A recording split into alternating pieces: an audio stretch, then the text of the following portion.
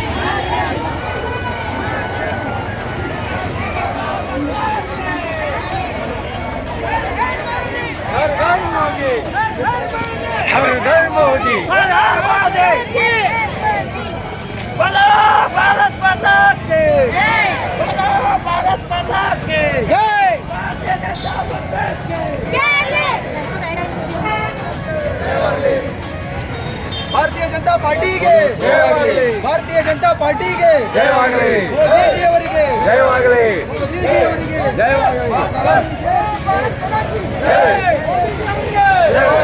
ಮೋದಿಜಿಯವರಿಗೆ ಜಯವಾಗಲಿ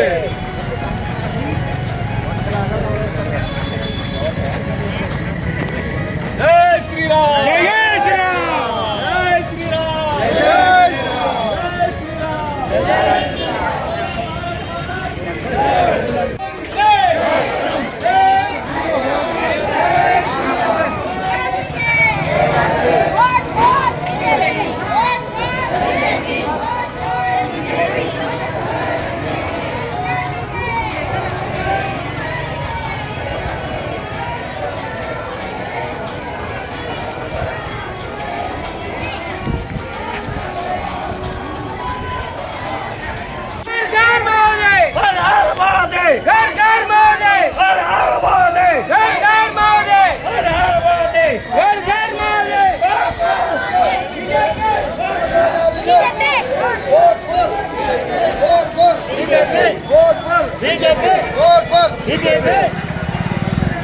ಭಾರತೀಯ ಜನತಾ ಪಾರ್ಟಿಗೆ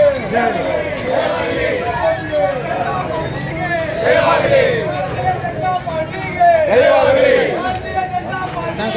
ಜಯವಾಗಲಿ ಜೈ ಶ್ರೀರಾಮ್ ಜೈ ಜೈ ಶ್ರೀರಾಮ್ ಯೋಗಿ ಆದಿತ್ಯನಾಥ್ ಅವರಿಗೆ ಜೈ ಭಾರತ್ ಮಾತಾ ಕಿ ಜೈ ಜೈ ಶ್ರೀರಾಮ್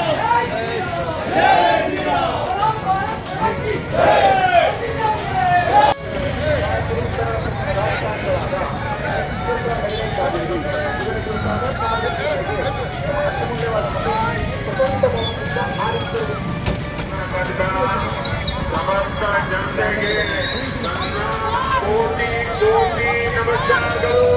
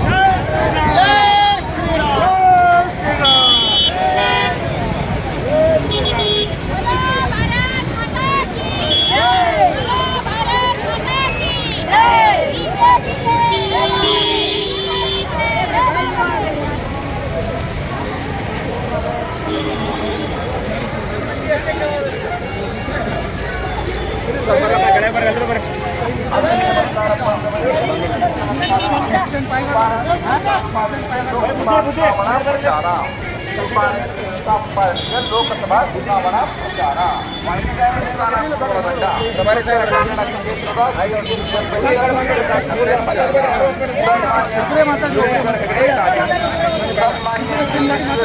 ಮೇಲೆ ನಿಂತಹ ಪಕ್ಷ ಅಲ್ಲ. ಭಾರತೀಯ ಜನತಾ ಪಕ್ಷ ಅಧಿಕಾರಕ್ಕಾಗಿದ್ದಂಥ ಪಕ್ಷನೂ ಅಲ್ಲ.